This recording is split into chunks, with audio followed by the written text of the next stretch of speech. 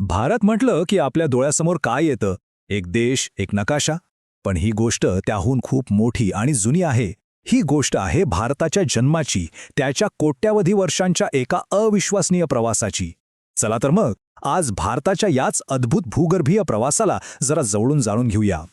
हो, हे ऐकायला कदाचित विचित्र वाटेल, पण हे अगदी खरं आहे. आज नकाशावर जिथे भारत दिसतो, तो एकेकाळी तिथे नव्हताच. तो एका पूर्णपणे वेगळ्या जागी होता आणि त्याने एकटाच एक लांबचा प्रवास केला आहे. तब्बल 9,000 किलोमीटर. विचार करा, किती प्रचंड अंतर आहे हे. भारतीय भूभागाने एकट्याने समुद्रातून केलेला हा प्रवास आहे. खरं तर हा पृथ्वीच्या इतिहासातला सर्वात मोठ्या आणि वेगवान प्रवासांपैकी एक मानला जातो. तर आपली कहाणी सुरू करण्यासाठी आपल्याला जावं लागेल थेट 55 कोटी वर्ष मागे. अशा काळात जेव्हा आज दिसतात तसे 7 खंड नव्हते, तर होते फक्त 2 विशाल महाखंड. आणि आपला भारत तो त्यापैकीच एकाचा एक महत्त्वाचा भाग होता. या महाखंडाचं नाव होतं गोंडवाना. कल्पना करा, आजचे भारत, ऑस्ट्रेलिया, आफ्रिका, अंटार्क्टिका आणि दक्षिण अमेरिका हे सगळे देश म्हणजे जणू काही एकाच मोठ्या कुटुंबासारखे एकमेकांना घट्ट धरून होते. एक विशाल, एकसंध भूभाग. हे पाहूनच कसं वाटतं, नाही का? आज जे देश एकमेकांपासून हजारो किलोमीटर दूर आहेत, ते एकेकाळी अक्षरशः शेजारी होते. म्हणजे एक असं जग जिथे भारताची एक सीमा कदाचित अंटार्क्टिकाला तर दुसरी ऑस्ट्रेलियाला लागून होती. आणि यातली एक सगळ्यात रंजक गोष्ट म्हणजे या एवढ्या मोठ्या जागतिक महाखंडाचं नाव आपल्याच भारतातून आलंय. मध्य भारतातल्या गोंड जमातीच्या नावावरून शास्त्रज्ञांनी या महाखंडाला गोंडवाना असं नाव दिलं, कारण याचे पहिले पुरावे तिथेच सापडले होते. त्यामुळे ही कहाणी अजूनच आपलीशी वाटते. पण कुठलीच गोष्ट कायम टिकत नाही. सुमारे 18 कोटी वर्षापूर्वी पृथ्वीच्या पोटातून एक प्रचंड शक्ती बाहेर आली. या भूगर्भीय दाबामुळे गोंडवाना महाखंडाला तळे जाऊ लागले आणि तो तुटू लागला. एका महाकाय जगाच्या विघटनाची ही सुरुवात होती. हा आहे भारताच्या त्या महाप्रवासाचा एक छोटासा आराखडा. गोंडवानापासून तुटण्यापासून ते आशियाला धडकण्यापर्यंत या प्रवासातल्या प्रत्येक टप्प्याने भारताचं नशीब घडवलं आणि त्याला आजचं स्वरूप दिलं. गोंडवानापासून तुटल्यानंतर भारताचा प्रवास सुरू झाला. हा प्रवास एकट्याचा होता, पण तो अजिबात शांत नव्हता. उलट तो होता अग्नीचा आणि ज्वालामुखीचा, ज्याने भारताचा चेहरा मोहराच बदलून टाकला. जेव्हा भारत माडागास्करपासून वेगळा होत होता, तेव्हा अक्षरशः जमिनीतून ज्वालामुखीचा महापूर आला आणि याच ज्वालामुखीच्या थंड झालेल्या लावारसाचे थर एकावर एक साचत गेले आणि त्यातूनच तयार झाला आपला सह्याद्री म्हणजेच पश्चिम घाट.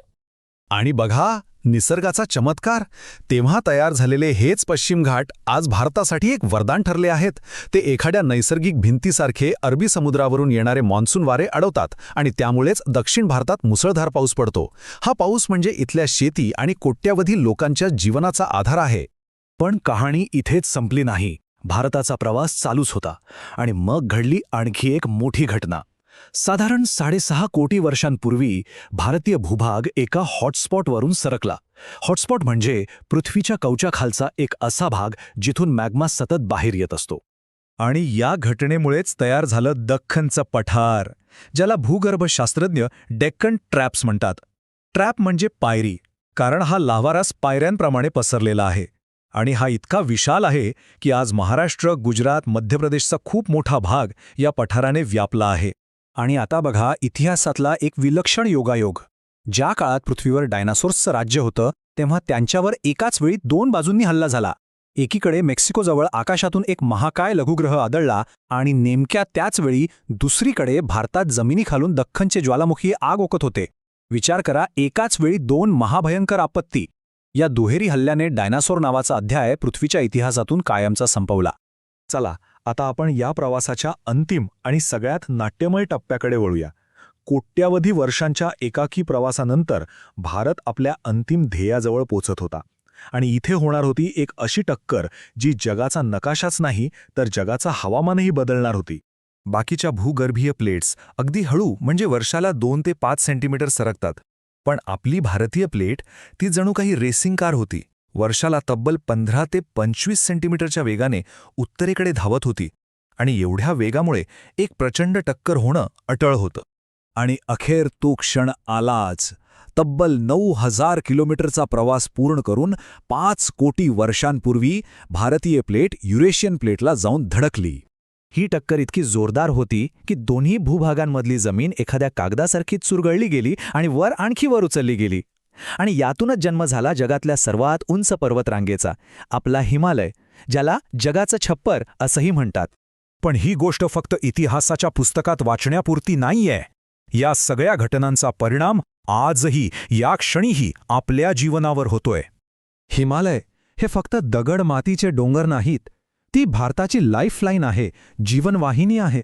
एक अशी जिवंत प्रणाली जी करोडो लोकांचे जीवन चालवते. या हिमालयातल्या हिमनद्या म्हणजे आपल्यासाठी गोड्या पाण्याचे टॉवरच आहेत. याच हिमनद्या वितळतात आणि त्यातून जन्म घेतात गंगा, यमुना, ब्रह्मपुत्रासारख्या 12माही नद्या. याच नद्या आपल्या शेतीला आणि आपल्या संस्कृतीला जीवन देतात. म्हणूनच तर या भूमीला देवभूमी म्हटलं जातं.